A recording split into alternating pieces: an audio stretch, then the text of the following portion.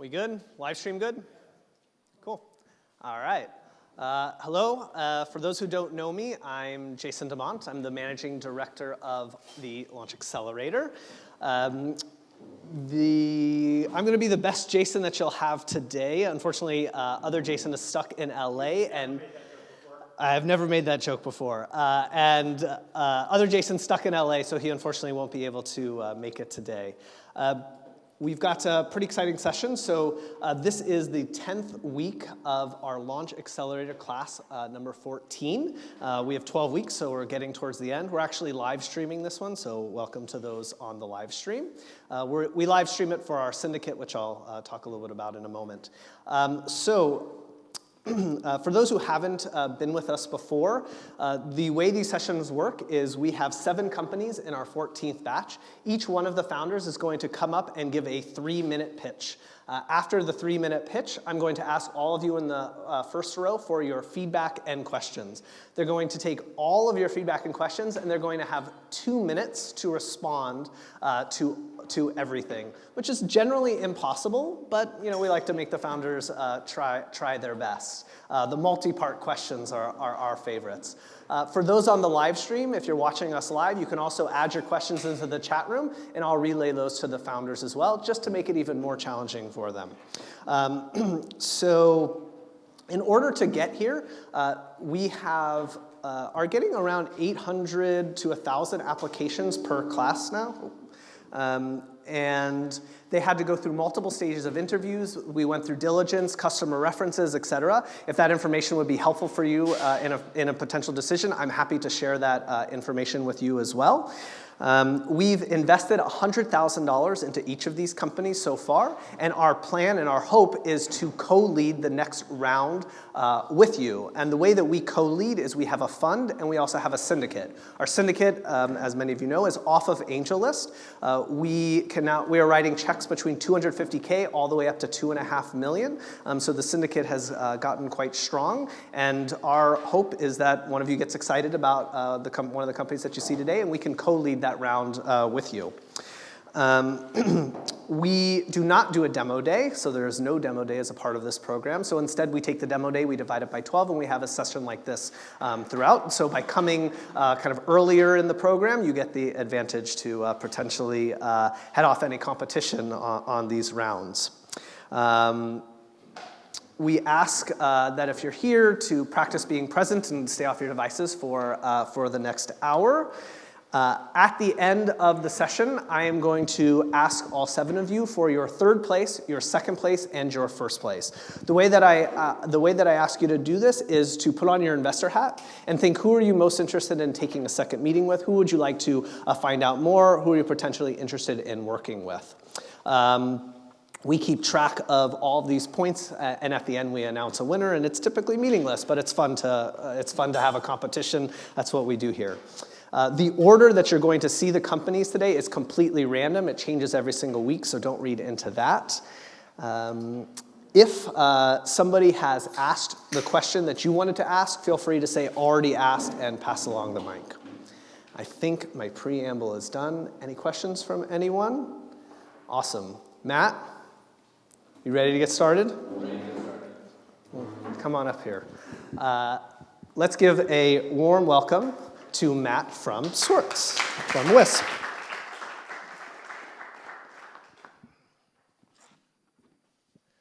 All right, Matt. You've got 3 minutes on the clock. 3, 2, go. Hey, everybody. My name is Matt. I'm the founder and CEO of Wisp, and we deliver discrete medication and provide support for extremely embarrassing conditions. Our first condition is arguably one of the most embarrassing conditions. It's herpes. The reason why we landed on this is for 3 predominant reasons. The first one is it's extremely close to me. I've had on multiple occasions found unbottled pills behind desk drawers and medicine cabinets, bookshelves, completely unassuming places, which shows the great lengths that people go to hide their medication. And I saw an opportunity to provide a much more safe and convenient way without compromising the discretion to provide their medication. And that's through branding. The second reason is doing some more research. It's a lot more common than you may think. Collectively, over 65% of the population has the virus. And third of all, the primary means of taking the medication is a daily pill, which lends itself fairly well to a subscription model. So taking those three factors, time, discretion, convenience, I built the first iteration of our platform. You go online, pick the medication you want, answer questions, about 2 minutes of questions. Within 2 hours, the doctor will follow up and provide a prescription to be delivered or picked up the same day.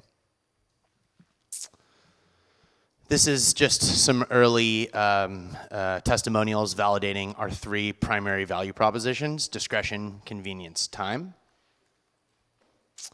But what's more is after running, a multitude of tests, there's two early points. And the first was that women convert much higher than men. And the second was that there's actually a unique opportunity to provide more than just medication. And that's actually a community where people can share their stories with one another, get professional advice, and ultimately not go through this journey so alone. Today we just crossed the $1 million in ARR mark. We have 2,800 paying customers. $30 is our average monthly subscription price, and our churn is just under 7%, which is actually a lot lower, about 20% lower than the industry average. This is my team. I have degrees in health sciences and molecular biology, with the team specializing in direct-to-consumer marketing as well as pharmaceutical marketing and brand, and our chief medical officer is an OBGYN. We've done, just since last September, we've done $1 million in ARR, and with a $2 million injection, we can get to $10 million by the end of Q2 of next year to penetrate this $21 billion market. My name is Matthew Swartz, and my company is Wisp. Thanks for your time. 1 second. So at the Accelerator, we ask each of our founders to track a weekly metric and then report on that metric every week. So Matt, what metric are you tracking, and how did it go last week? So this is that was our MRR chart. This is the weekly metric. I'm actually tracking ARR. We're growing about 30% month over month. So on a weekly basis, we're continuing to hit that. And yeah. Love that chart. I just love it so much. Pat, I want to start with, if you could start by introducing yourself, the fund that you're with, average check size, focus, and then feedback and questions.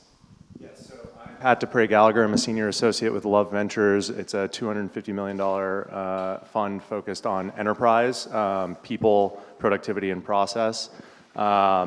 I am, what else do you need other than that? Average check size. Average check size. And focus if the fund. So we're focused on Series A primarily, and we'll do seed secondarily. Check size anywhere from 250K to 10 million, depending on the seed and the stage. So I'm curious, Matt, about if you could talk a little bit more about the distribution channels that you're using. So I heard pickup and delivery. So I'm curious a little bit about what providers you're using for delivery, and then what you're doing if you're distributing through pharmacies, or what the process is for that. And if you want to just pass that, thanks. Hey there, my name is Ben Metcalfe, principal at Ridge Ventures, also enterprise focused. It's a $135-ish million fund that we're investing out of for B2B enterprise focus, Series A, some seed as well.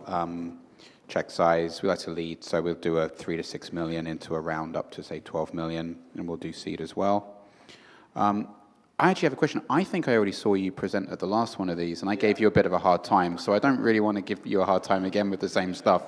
So I'm gonna, but I think the other aspects of what you're doing are, this is an interesting space more generally, so let me just pass it on. Okay, actually, I didn't mean to give you a hard time just because that sounds a bit anonymous. I was because it now sounds like my wider point is I have clinician friends whose view is that if you have issues such as the ones that you're talking about, that maybe it's better to go down the route of having a relationship with your primary care provider and using third-party verticalized services. Different clinicians have different views on it. So it's an open discussion, and I don't think there's anything specifically that you're doing that's wrong or bad. It's a wider industry observation. Hi, my name is Wretch. I'm with Metcalfe Ventures. We are early stage fund focused on Cien's Series A. Average check size around 250 to 1 million. Areas including SaaS, aerospace, deep tech, medical device, pretty much over the place. So my question, I'm actually curious about your other hard time question, because I missed last session. So I don't know what other question you have. Oh, that was it. The one I missed. Oh, that's one? Okay, It's okay. nothing that his business specifically. Okay, that's fine. Okay. So besides that, so my question would be, sorry if I missed this, but what are your focus diseases besides STD or kind of, hair loss, or maybe I missed this, what other kind of focus diseases you plan on your roadmap? And who do you see are the most kind of potential competitor? Is it telemedicine or is it online pharmacies? Yeah. Hi, my name is Courtney. I'm an associate at First Round Capital. We're a seed stage generalist fund. Our average check size, I think these days, is around 1.25 million. We tend to lead seed rounds, and our current fund is 220 million. So my question is around the cohorts. If you could give us some more granularity about who's coming on using the product, what their behavior's like, and retention. I'm Roy Bahat, and I'm sticking around later, so you'll probably hear too much from me. But I run Bloomberg Beta. We're a early fund focused on the future of work, and if you want to see check sizes and all that kind of stuff, we try to be as transparent as possible. So our full operating manual for our fund is posted online, but our median check size is 650. Our mean is probably a little bit higher than that. And so I'll acknowledge this is a category that I have zero experience investing in. And so my question is, it seems like you've already de-risked a lot. What's the next? Well, growing from 1 to 10 doesn't in and of itself de-risk anything. What's the next risk that you de-risk? And then my kind of fact question, just out of curiosity if I missed it, was just the unit economics of acquiring and serving a customer. MRR is great, but profit is greater.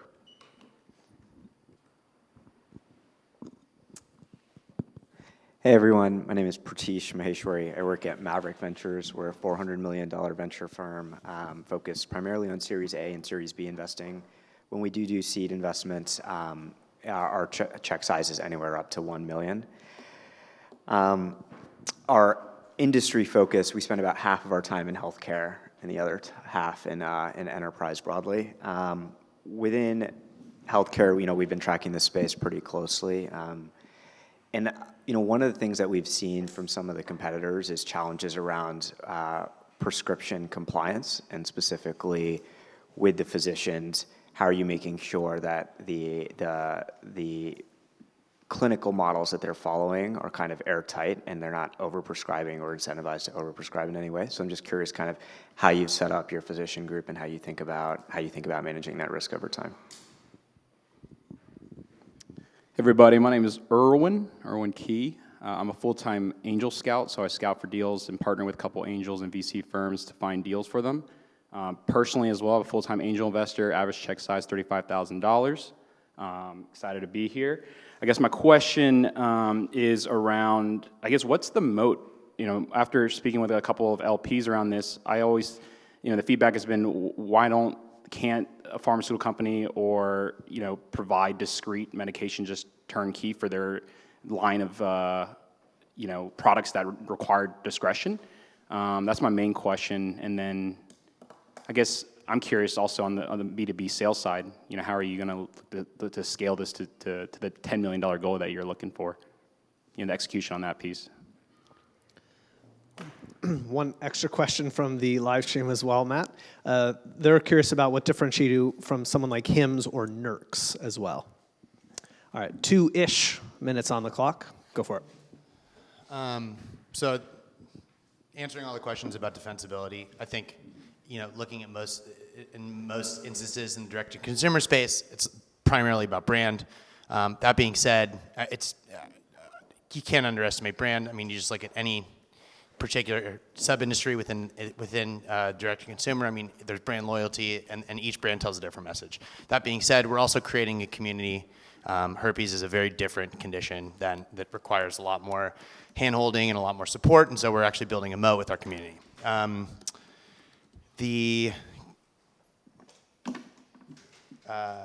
In terms of our roadmap, basic roadmap and how we're going to scale, and kind of talking a little bit about that. That really has to do with, again, growing our community. It also has to do with product, new product launches. And I think the way to think about it is we will be targeting products that are compliant in a way that are facilitated much easier in the type of telemedicine that we're practicing. And those conditions will be very specialized, so it'll be a little bit different of a take than something like NERCs or HIMS that are just doing more generic, more commonplace conditions. In terms of, to add to that, to answer your question about compliance, we've done a lot of research and paid a lot in legal fees to make sure that what we're doing is right. But specifically for herpes, we only diagnose people, or we only provide prescriptions to people that already been diagnosed, and it all is through visual evidence, and so that really mitigates our risk. Let's see. The last, in terms of unit economics and marketing, and strategy, I'll be happy to talk with you guys offline, and we got 10 seconds left, so. Thank you, guys. Thank you very much. All right, round of applause for Matt. And let's welcome Arun from Contiq. All right, Arun, you have 3 minutes on the clock. 3, 2, go. Hi, everyone. My name is Arun Lal, co-founder and CEO of Contiq. And what we're trying to do is help enterprise sellers increase deal velocity through intelligent content engagement. Personalizing the buying experience for an enterprise sellers can improve win rates by as much as 5 times. However, it's not easy for an enterprise seller to do this. They spend as much as 25% of their time trying to locate the right content to engage the customer, the detailed technical content, the detailed reference content to make this happen. And as much as 85% of marketing-produced content for sales never sees the day of light. I saw this problem firsthand at VMware and Microsoft as a product marketer, where I saw enterprise sellers struggle with finding the right information in time to close their deals faster, as well as a product marketer, I had very little visibility into what content was actually getting used and whether it was actually impactful in driving deals forward. To further contextualize this, meet John. He's an AE at VMware, and he's not a stock photography model. He's actually a person I knew. I've changed the image for privacy purposes. He's one of the 7,000 sellers at VMware trying to manage 500,000 customers and trying to double revenue in the next 2 years. And he has a problem. He has a meeting with the CEO of British Telecom in a few days, and he's trying to prepare for it to pitch NSX, which is a networking product. What he needs is a highly customized deck with the latest and greatest information which he can use to persuade the customer. However, he has to contend with multiple content silos, multiple stakeholders to coordinate with 60,000 plus slides that are updated weekly to go through this whole process. Let's see how Contiq can completely transform this experience for John. First, what John needs is a base deck with the right information on NSX. And as you can see, Contiq is completely integrated in Microsoft Office. And in a few clicks, he's able to locate the latest and greatest deck on NSX 2.4 and make a local copy of that deck on his machine. Next, he needs to customize this deck with a slide about NSX differentiation. He can do a slide search right from within PowerPoint and in one click, add the slide. And there you have it. In a matter of seconds, he's got the latest and greatest information ready for his meeting. Next, what he wants to know is how well this content engaged with the customer. Right from within Office, he can send this content over to the customer. This is the customer seeing the content, and he gets back engagement analytics on this content. All this engagement information is helping him decide what next action he should take, and as well as this is powering a very rich machine learning algorithm that's improving the recommendations for the other 7,000 sellers at VMware. We're the only solution in the market that's complete end-to-end integrated in Office. We have the most superior machine learning algorithm in the space, and we have a freemium go-to-market to capture the market aggressively in the next year. Here are some of our customers, and they're expanding from smaller deployments to enterprise-wide deals as we speak. And this is the A+ team with a lot of deep SaaS experience that's going after this opportunity. And here's what our customers are telling us. All right, round of applause for Arun. All right, Arun, and what is your weekly metric? Our weekly metric is ARR and NRE, as well as pipeline. Wait. Oops, I'll go back.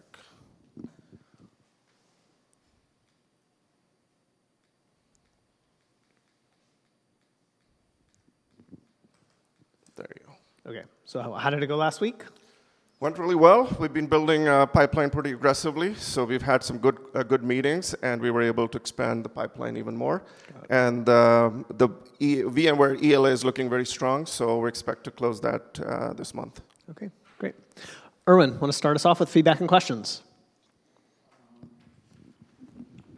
I think, how are you currently building, these net new pipelines, these net new logos into, I'm assuming your customers, big enterprises? I would love to just hear about that. Yeah, I think it would be helpful to hear a bit more about the ROI story that you tell to the ultimate customer buyer here, and exactly kind of what sort of efficiency gains you've seen in these early deployments. Thank you. I'd love if you can go back to the customer slide that you hit for like 5 seconds, just to stare at that. That's my question. I'm interested in seeing the product, and why is it 10x better than, there are a few other slide development tools and sales communication tools. So what are your initial beachhead like verticals, and why are they? And also, can you elaborate more a little bit on your AI model? How do you train them? What's the input? What's the delta or benchmark? Looked at a lot of companies in this space thinking about the management side of all these materials. So at scale, how do you deal with different versions of the same thing and lots of overlaps and just huge amounts of material to go through? I'm curious why you chose sales as the buying center for your initial target, because it feels like this kind of tool and other tools in the space are not just targeting sales, they're targeting sort of the broader enterprise. And so why sales? All right, Arun, you've got 2 minutes. You can put that down. Grab the mic. Oh, okay. Yeah. All right, go for it. Okay, from a go-to-market perspective, right now we're doing top-down selling, so direct selling, that's the model. But we're launching the freemium model very quickly, so within a month we'll start to see a freemium version of the product on Office Store and on our website, and you'll be able to use it. From an ROI perspective, the big 2 drivers for us would be shortening sales cycles, so that's one ROI. That's the experiment we're running with NSX. I think their buying cycle is about 70 days long, and we're trying to shorten it, and we're doing a control group experiment around that. That's number 1. Number 2 ROI is increase in sales productivity. So we've taken the time it takes to create a deck. There have been time and motion studies done from about 3.5 hours to less than 30 minutes. We've shown it anecdotally, but we're collecting more data to support that. So those are the 2 basic ROI metrics.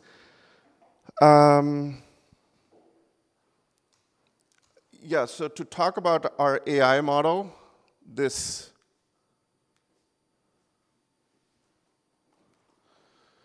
So one of the unique things about our artificial intelligence model is that it's collecting some unique data that's not available to any other competitors in the space.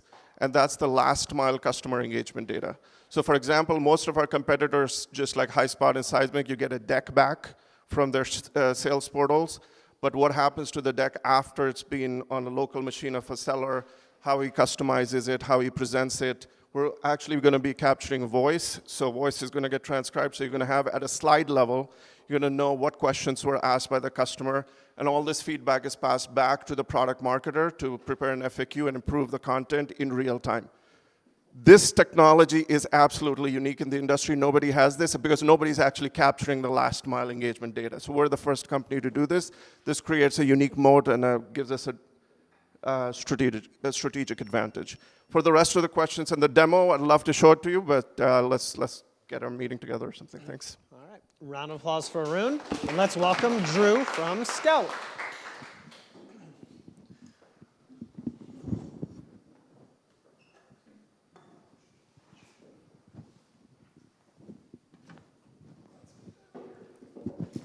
All right, you got 3 minutes on the clock. Pick up the mic. 3, 2, go. Hello, everybody. My name is Drew Fabrikant. I'm the CEO and founder of Scout, and we have a very simple value proposition, which is that better real estate starts with better real estate agents.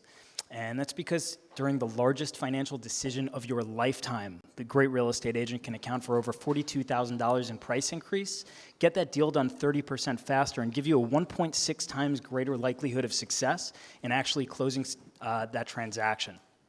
The problem is we have absolutely no idea where to find great real estate agents, which is why 71% of the time we rely on word of mouth or a relative.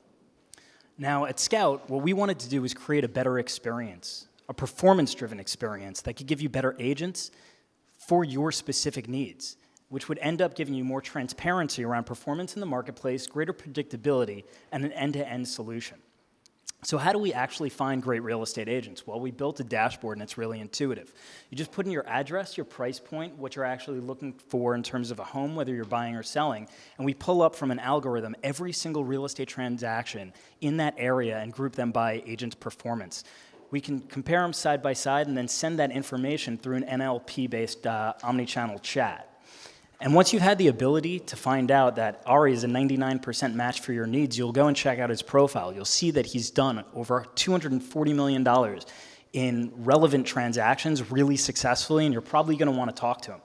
So we'll give you that option too, and you can loop Ari right into that chat as well.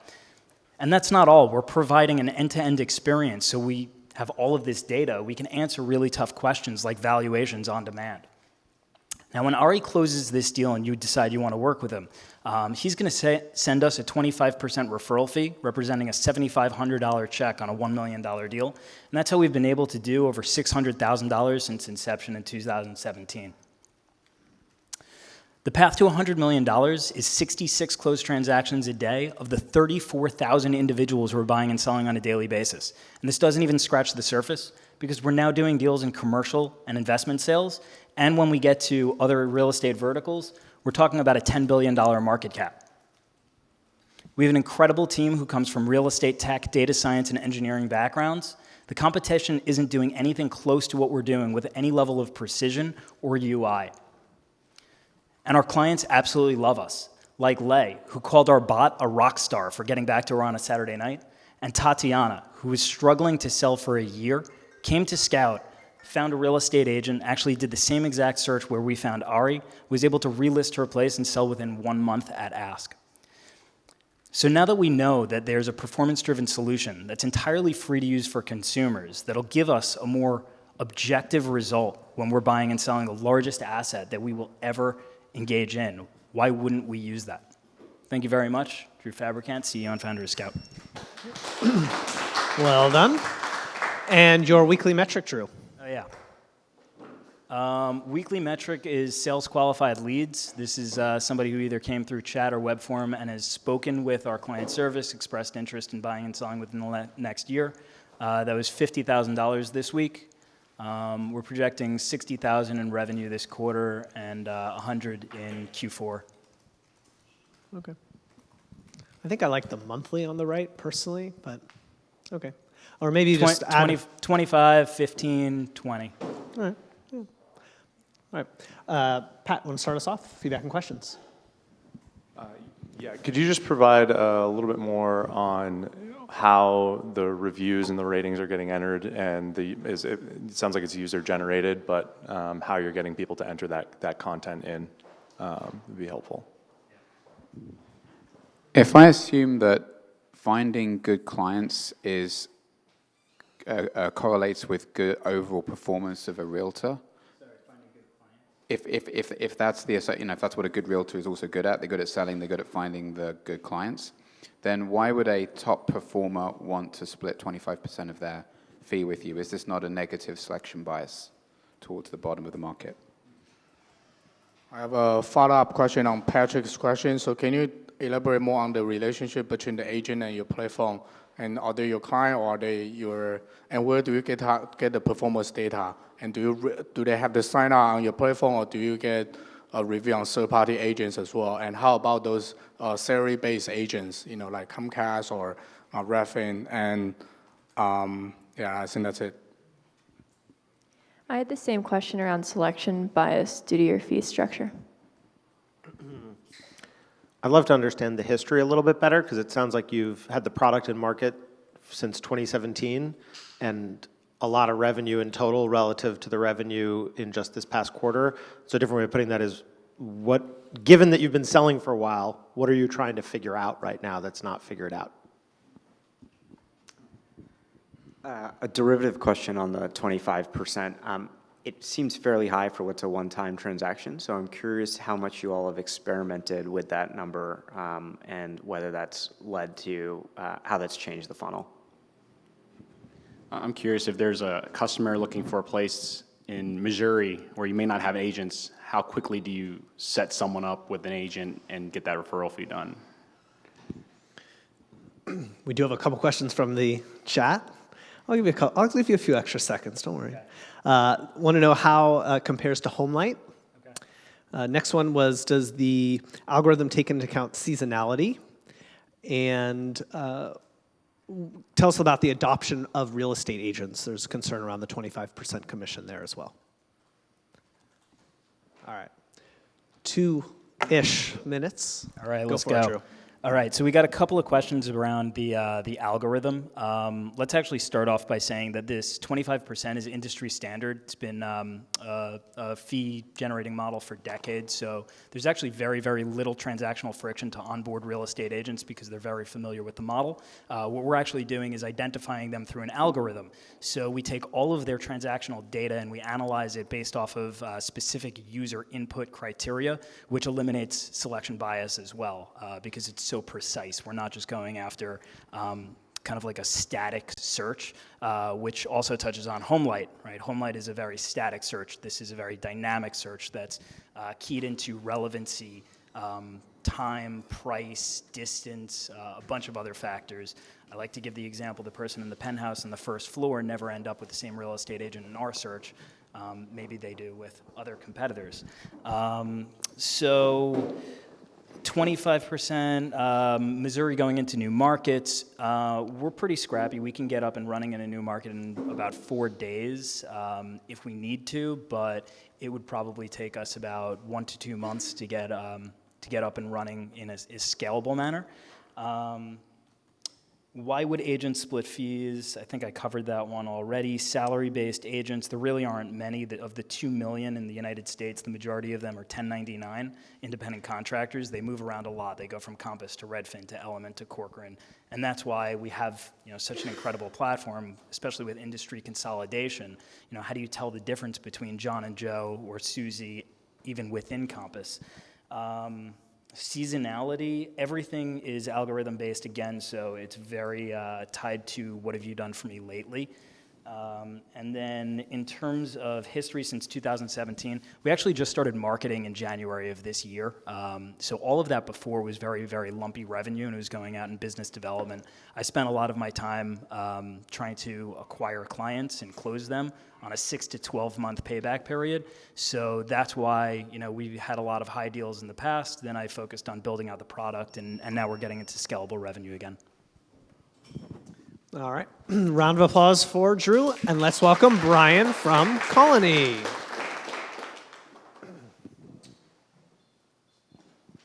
All right, Brian, you've got 3 minutes on the clock. 3, 2, go. All right, my name is Brian, co-founder of Koloni, and we're the sharing community. We're the sharing community by offering a platform as a service that enables us to share ownership, operations, and revenue with all of our customers. And I'll show you how that works. So one of our customers is the city of Wilmer in Minnesota, and the point person here is Britta. The city of Wilmer wants to deploy their own bike share, so they ordered 40 bikes at $40 per bike per month and a transaction fee of 5% plus 50 cents. Once she placed her order, we shipped her bikes right to her door. And then Britta was able to log in the Koloni platform, set her pricing for which her users could unlock a bike, and create a location where her users can find a bike and drop off a bike around town. Once she does all that, she throws a party to celebrate and get people to download the Koloni app, where they can create an account like Leonard, find a location, and begin any rental, pausing and stopping throughout their route. But Britta, on the back end, she now can, with the platform, engage with her users, manage her assets, and track all of her revenue in real time.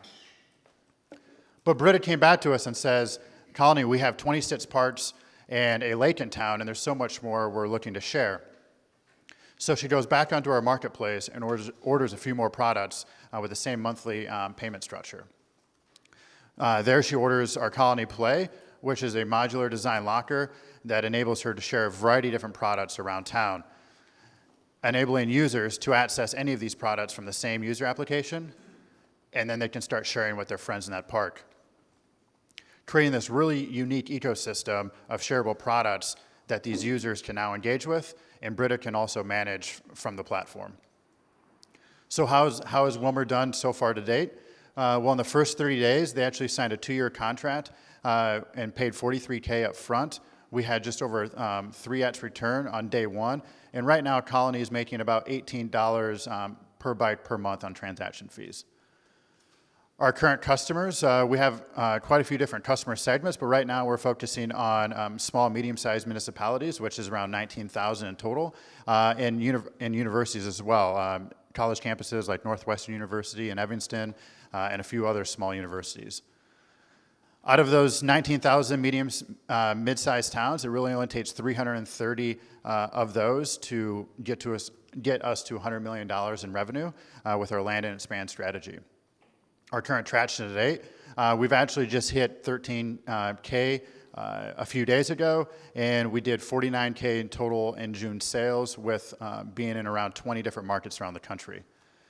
This is the team that's going to get us there. I'm one of 2 different co-founders, and we have 6 other full-time people on staff. And my name is Brian, and we're the sharing community. Awesome. Your weekly metric, Brian. Yeah, tracking MRR. So like I said, we just hit our goal 2 days before the end of the month. We hit 3% growth last week, but growing at a 25% month-over-month clip over the last 7 months. Amazing. Congrats. That's great. Irwin, feedback and questions. Curious, what other companies doing this? Like, share a little bit of what's your nearest competitor, who's doing this, and what you plan on doing the next quarter. I'd love to hear about that. It'd be great to hear a bit more about just the go-to-market. How do you get in contact with these universities in small towns? Who's the right person, and kind of what sort of budget and process do they have?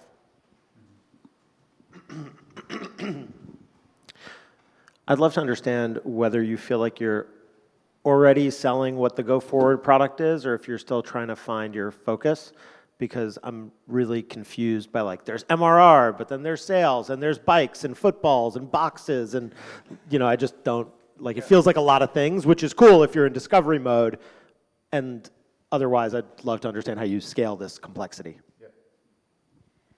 Yeah, my question's related. It's about your inventory, and if you hold inventory, or how you're financing that, or when you go to market with these different municipalities, if they have an ask, then you fulfill that kind of one-off. So maybe I missed this. So do you work with governments, or do you work with people who can deploy or independent operator who can deploy those vehicles in those cities? If the second case, who deal with the ground operation problem, like regulation or recycling, collection, that kind of stuff? It feels like your market, particularly for bikes and the bigger items, is where the Ubers and Lime bikes and people don't want to operate. So how do you think about the downward pressures, they want to expand.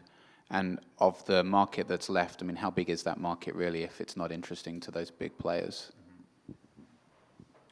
And I'm curious about how you sort of generate a flywheel at the early stages, because it seems like in order for people to continue using the app, they need to have the availability of renting all of these different footballs, bikes, whatever it is. And so what's your secret to sort of generating that interest early? All right, Brian, you got 2 minutes. You ready? Go for it. All right, nearest competitors. So competition is pretty limited in our space of our focus of these small, medium-sized municipalities. There are some companies that make software, but if you want to use them, you also then have to go find your own hardware, and there's a lot of early costs that are going to be really heavy for anybody to do it on their own. Go-to-market, there's a lot of things about go-to-market. So MRR, that has only been bytes currently, and that's what our focus has been. We just released the locker. The point of the presentation was to show the overall scale and potential growth of landing and expanding. We're now in August, September, October, sending out some lockers, and that will be part of our MRR. And then scooters as well, you might have saw. So that's our focus. The sales process is, right now, it is more of a sales funnel, starting with cold leads, identifying, tackling kind of a state at a time, identifying markets that we feel are a success, and then funnel those down into a complete sale. A lot of those sales are done, they're funding them through local sponsorships and advertising, so we get through a lot of the bureaucracy of not having to get approved through general funds. So the small and medium-sized cities, we're seeing a 45 to 60-day sales cycle, and sometimes even smaller. To one of your guys' points, government and entrepreneurs, we actually work with both. A lot of our partners are government entities, so they figure out the policy and regulations on their own. The entrepreneurs, we found when a local entrepreneur gets approved by the city much quicker than us going to that city and trying to get approval. The market's quite big, but we can get in this space by, when we're distributing ownership, we're not entirely dependent on transactional revenue, which places like Lime, Spin, and some of these other companies, they failed in these mid-markets because they were only generating revenue through transactions. Happy to follow up with and answer the rest of the questions. Great. A round of applause for Brian. And let's welcome Dave from SendSmart. All right, Dave, 3 minutes on the clock. 3, 2, go. Hey, I'm Dave, the CEO with SendSmart.com, and we automate more than half of the job of B2C salespeople.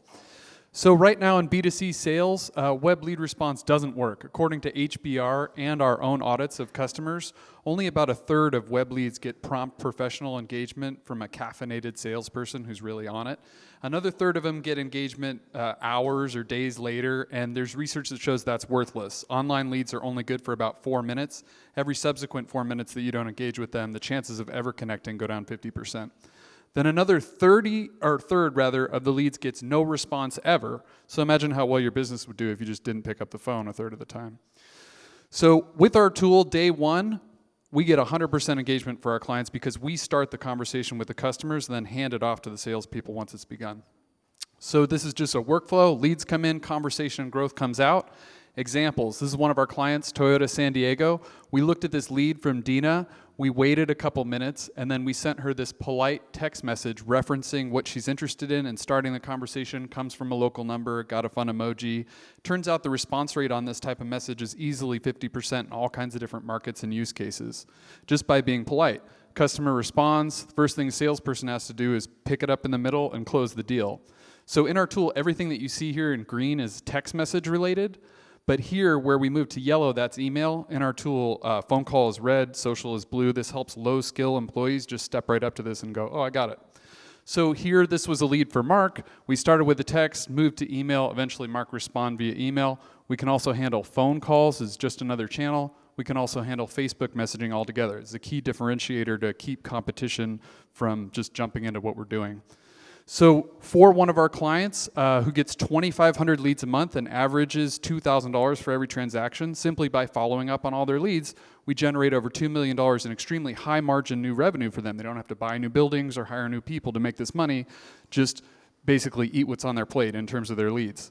So speaking of spending more, we help them save $9,500 per month in labor. This is figuring $19 an hour, and that each time for each lead, they're spending 30 minutes trying to call them on the phone. Because of robocalls, just calling people is just not effective anymore. And so that whole workflow is moving. Same way people used to take cabs to get places, the phone just isn't the place where business is done anymore. Now it's text, mainly, or messaging. Our clients are all the major auto manufacturers, but we have no technical or emotional attachment to this industry. The same way Facebook started with colleges, we're starting with automotive. Our LTVs are great. Any business that has humans following up on leads is TAM for us, including real estate, insurance, people who are paying a lot for AdWords. Adjacent companies you've thought of are focused on customer-initiated conversations. We're focused on business-initiated conversations, completely different use case. We have some unique competitive advantages, strong engineering focused team, and our clients love this.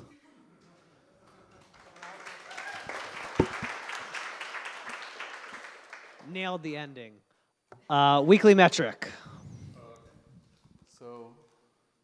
Weekly metric is qualified pipeline, so this isn't just imaginary, this is people we're actually negotiating about deals with, and that's 62 grand.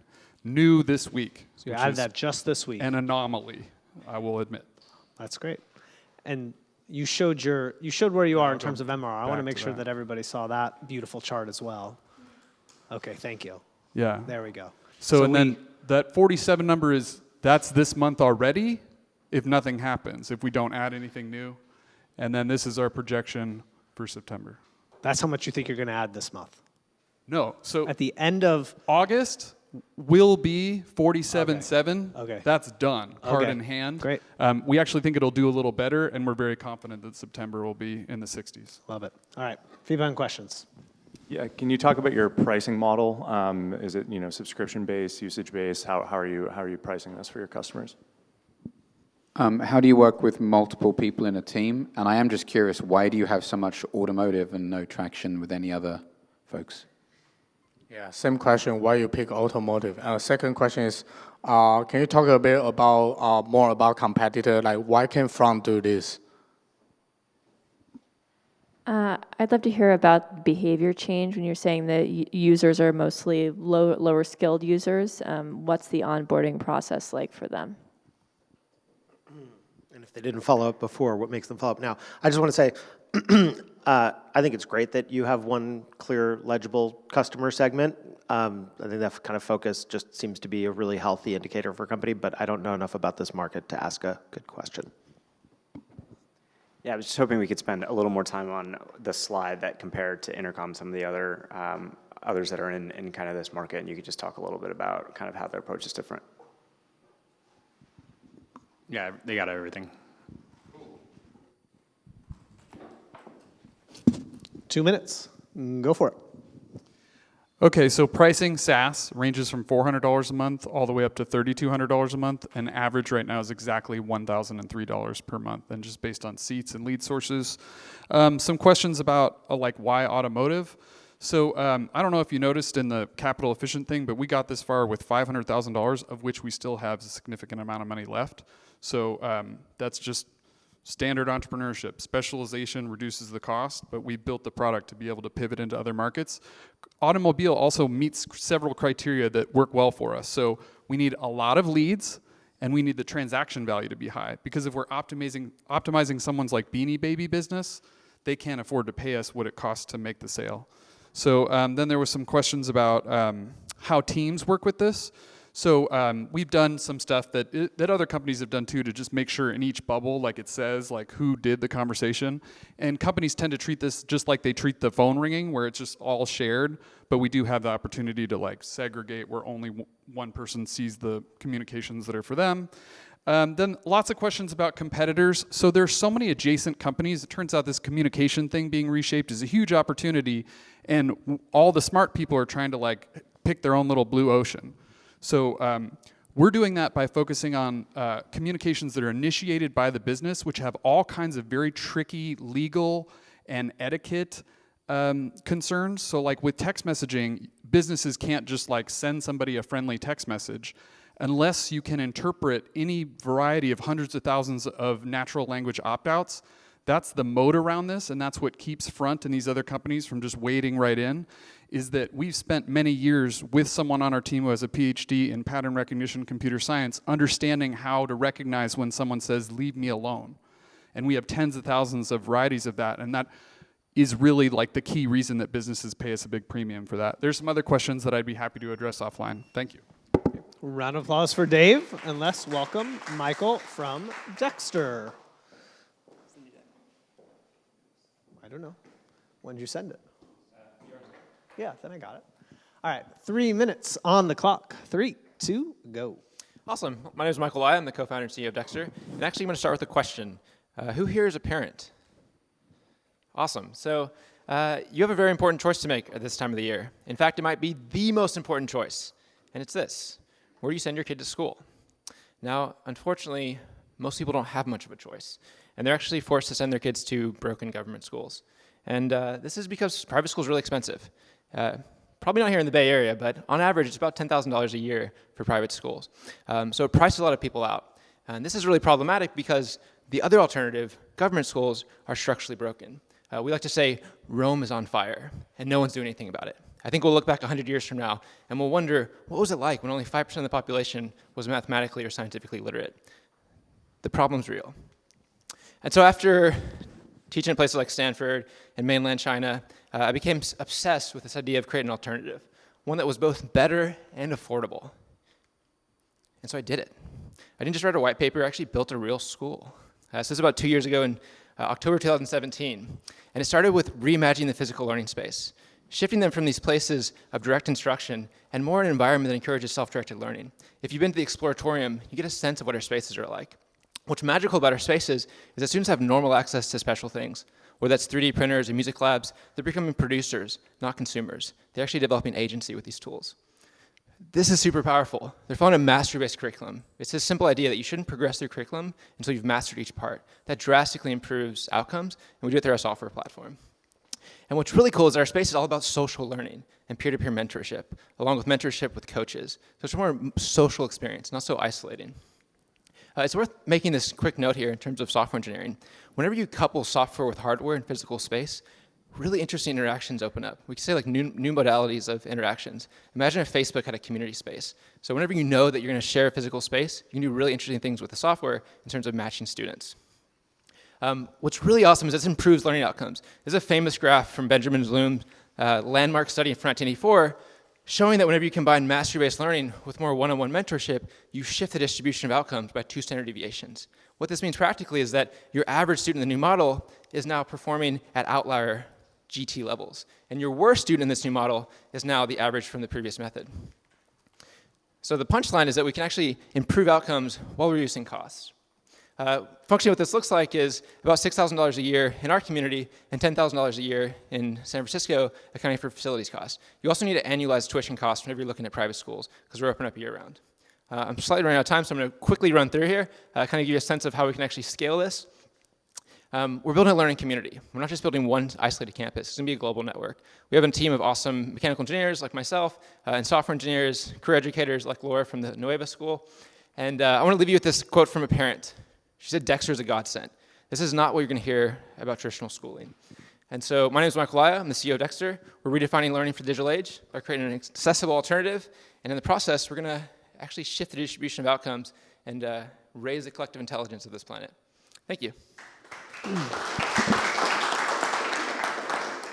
And your weekly metric, Michael? So we are looking at MRR. We actually turned off memberships for this month because we're launching our full-time program. For the past 2 years, we've been a supplemental program.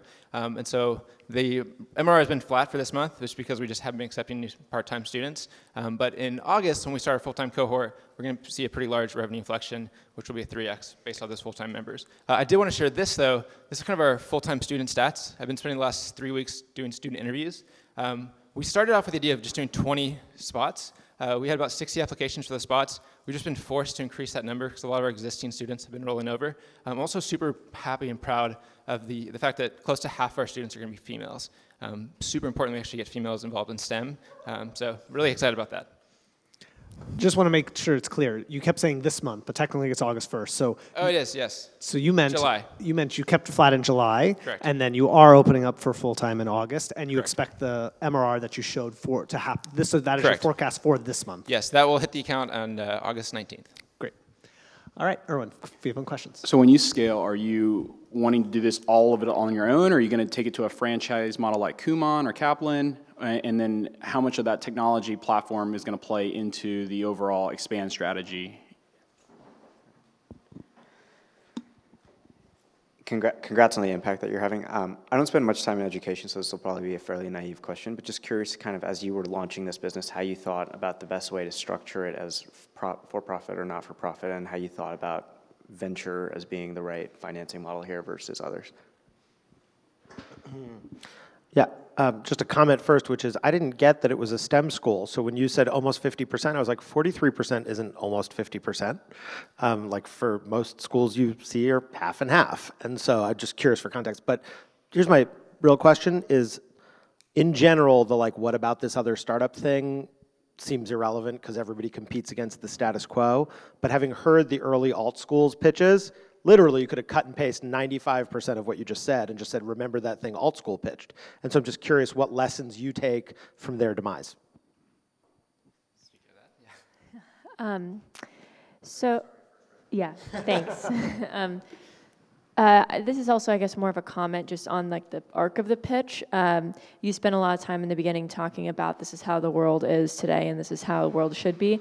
And then we blew through like the actual stats. I couldn't really like read any of the numbers that I was interested in seeing. So, you know, as you think about calibrating and then for like real investor meetings, like sit down meetings, that's something that I think people understand that our education system is pretty broken. So, can you talk a little bit about your kind of financials and what's the margin and how do you scale that? And also, can you also define what's your outcome and how do you measure your outcome delta? So another old school thing, I guess. I know a number of the individuals involved with that, and obviously we know the demise of it, but I think I take away the fact that I know people whose kids went there and they feel very strongly that their kids were a guinea pig. If any of the startups here fail, which would be sad, it's no big deal. If somebody's kid goes to this school and you fail halfway through.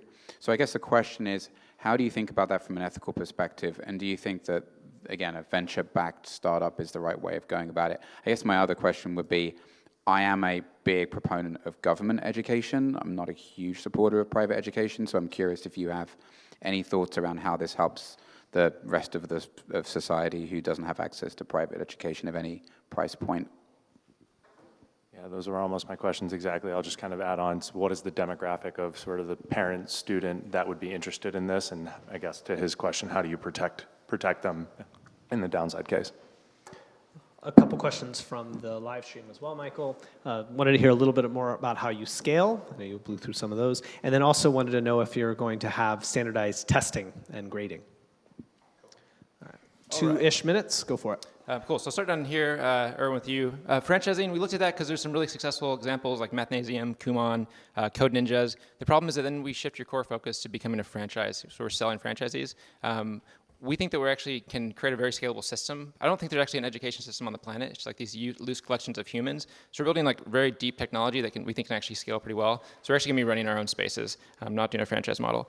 For profit, I actually think yes, because another way of saying for profit is just that it's financially sustainable. I've worked with the school district. We've had long-term contract with them. It's worse than you could possibly imagine. There's no financial kind of sustainability. They're just getting money from more and more money from the taxpayers. More money, more problems. So I don't think financial sustainability is actually a bad thing.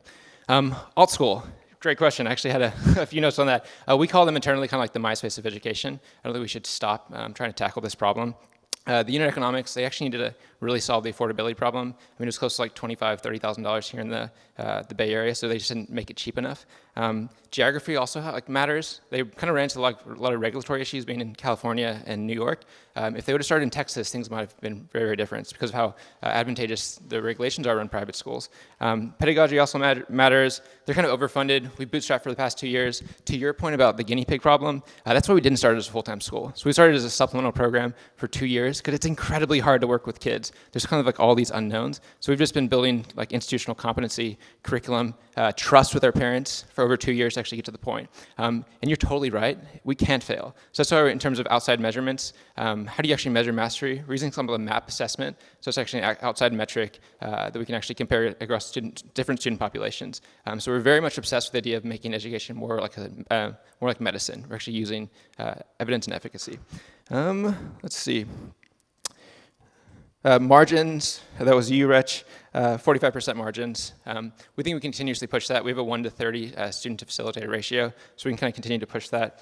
And then online scale, again, we looked at, who did I talk to? We've looked at some different charter school networks like IDEA or Success Academies, so you can see kind of a good example of scaling. So IDEA has like 45,000 students, but again, they're using these very kind of like labor-intensive human-based systems, not true technical systems. It's a lot. I would love to talk to you guys offline. Thank you. Round of applause for Michael. And let's welcome Jess from Eatsee. All right, Jess, you've got 3 minutes on the clock. 3, 2, go. Hi, my name is Jess. I'm the founder of Eatsee, and we help people eat with their eyes.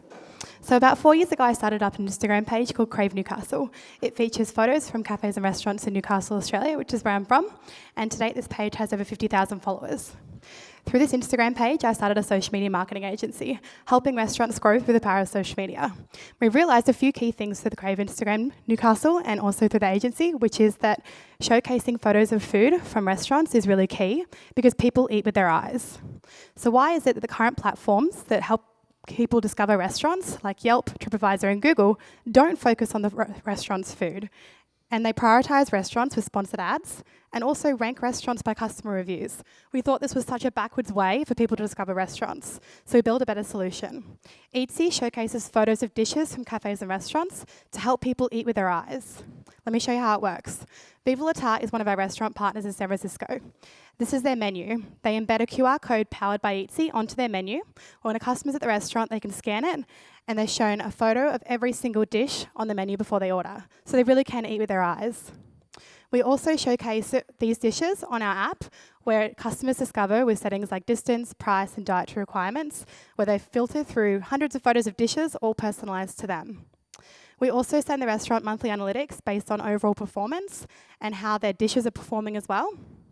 So this is the content which is a pretty much base mark for restaurants. It's pretty poor quality, and when we connect to a restaurant with a photographer, you can see a transformation. Restaurants love the photos that we take so much that they're using them for all of their social media marketing. We do all of this for $300 a month. So we're a B2B SaaS platform. We do have a free basic plan where a restaurant can create a visual menu. They use their own photos and it's free to use, but if they want to have a professional photographer and also access to our app and analytics, then they go on the pro plan, which is $300 a month. So our customers love us. They're calling us hospitality ninjas and social media experts and saying that our content is an amazing source of inspiration. So we launched this to a test market in Newcastle, Australia. Over 100 restaurants are listed on our platform. We've featured over 1,000 dishes on our app, and over 20,000 people downloaded our app. So our goal to get to 100 million ARR is for $300 a month to sign up 30,000 restaurants. These are the cities that we want Eatsee to exist in and expand to. And this is the team that's going to help us scale to that. We have a wealth of knowledge in hospitality. And there are huge players in this space already. There's platforms like Yelp, Grubhub, and Square, all in the food technology space, and they're in the billion-dollar valuations. We think Eatsee can be a future unicorn as well. My name is Jess. I'm the founder of Eatsee, and we help people eat with their eyes. Great. And your weekly metric, Jess? Okay, so we signed up a restaurant group last week, and there's 7 restaurants under that umbrella. So 7 restaurants signed up last week. We're tracking MRR, and we just hit over 4,300. Awesome. Yeah. Fantastic. You should put what, I guess you have it there, 6K's forecast for September. Okay, great.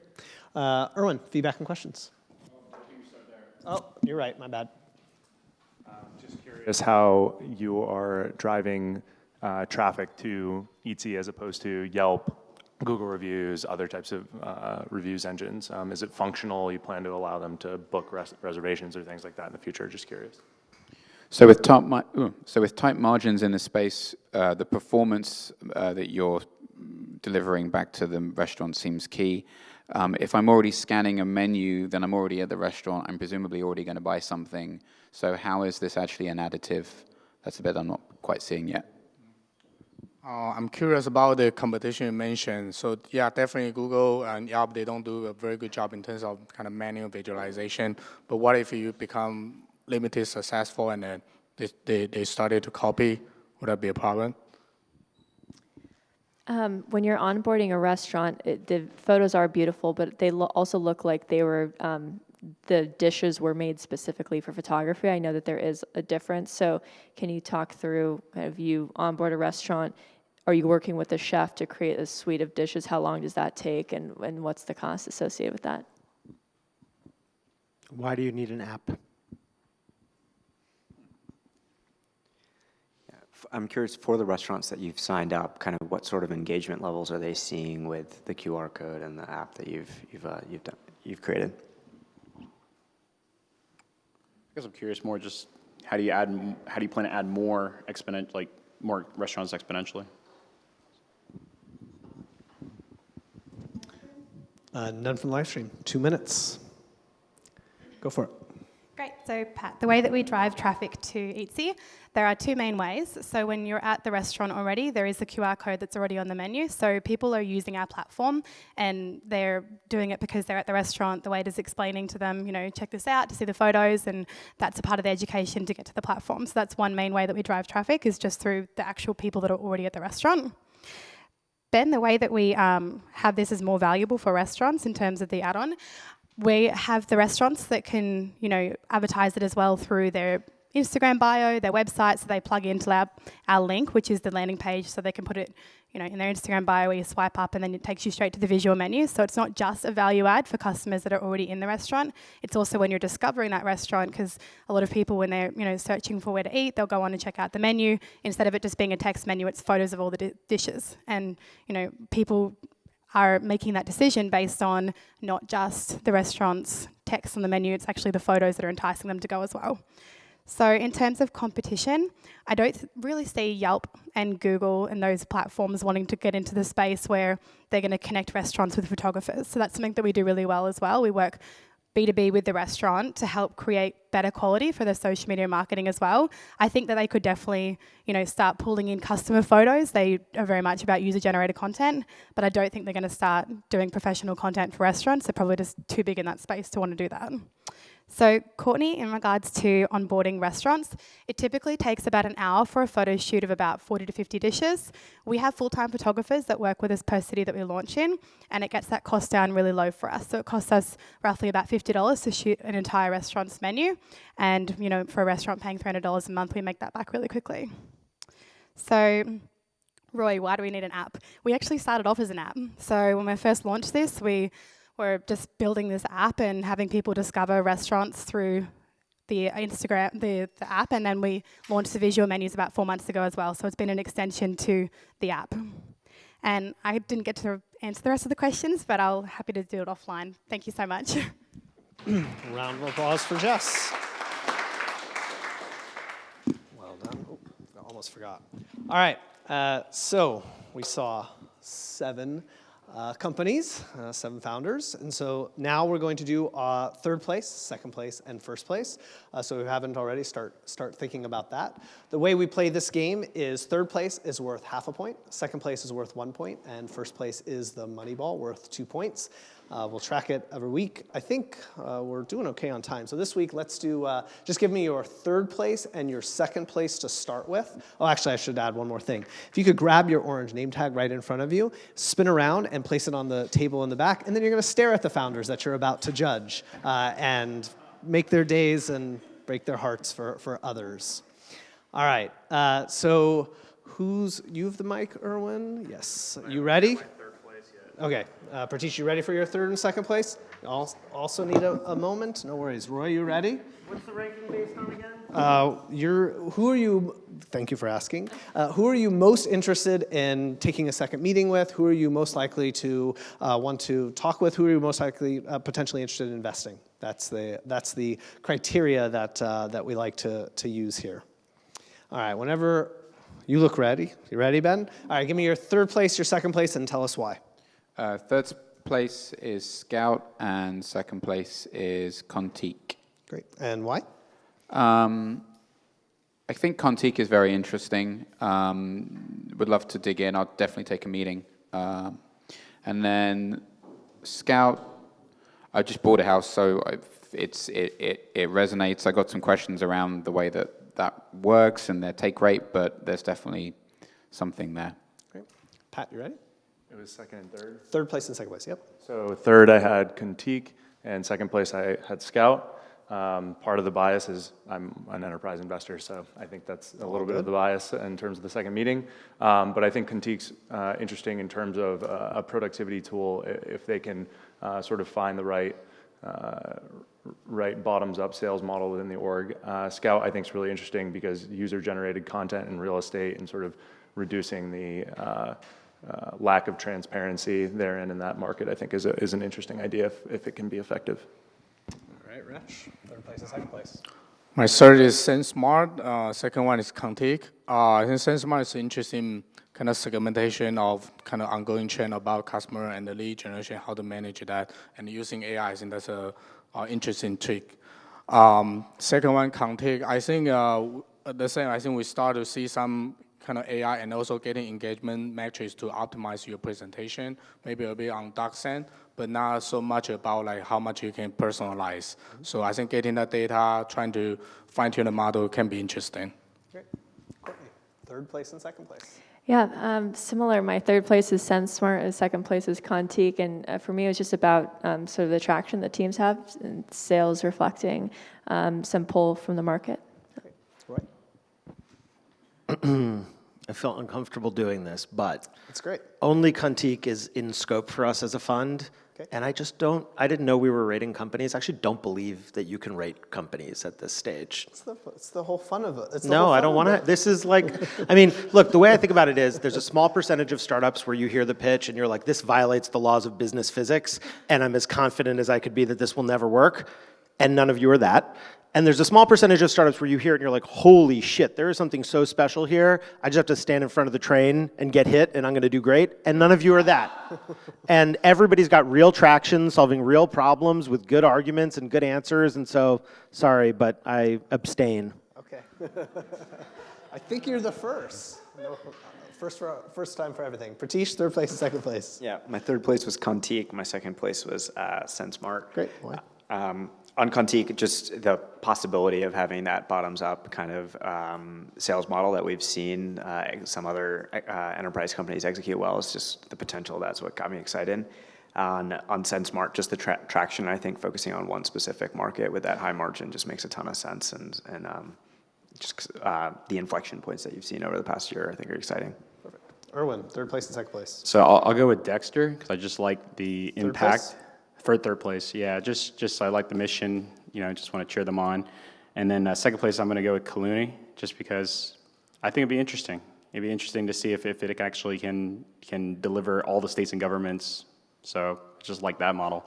Great. And then, yeah. So you can hold on to the mic. So right now we're at, Contiq is crushing everyone with 6 points, but you've also already taken 6 votes, so hard to improve. And second place right now is SendSmart with 2 points. Irwin, first place and why? From the moment I met Dave, I like SendSmart, so that's my number one. Great. Prateesh? Yeah, Scout was my number one. Just the pain point of trying to find the right real estate. Agent makes a ton of sense, so I like the problem space. Roy, anything to add on Contiq? All good. Courtney, first place. Scout for me as well. I recently bought a house, so that resonates with me. Awesome. The same. My first one is Scout. Scout? And I just want to reiterate, again, as a B2B and enterprise investor, which I think we have a lot of today, I do feel bad for some of the startups because they're obviously not in that space, so it's a little harder to judge. My number one is SendSmart, despite being an investor in a competitor. Means he believes in the space. My number one was also SendSmart, and I think customer success is still something that is not really being solved for in a lot of different use cases, and I like the focus of the use case, and I like the focus of the market, and I think there's a lot that can be learned there, and there's a lot of growth opportunity if he listens to customers, so excited about that. Cool. That went so fast. There was actually drama, and I didn't get to build it out. I'm so disappointed. But so third place today was Contiq with 6 points. Second place was Scout with 7.5, and winning on the very last vote was SendSmart with 8 points. Congrats to Dave. All right. We'll take a bit of a break, then Roy's actually going to give us a talk, so very excited to hear that. Thank you again to those in the first row. Let's give them one more round of applause. Thanks for coming.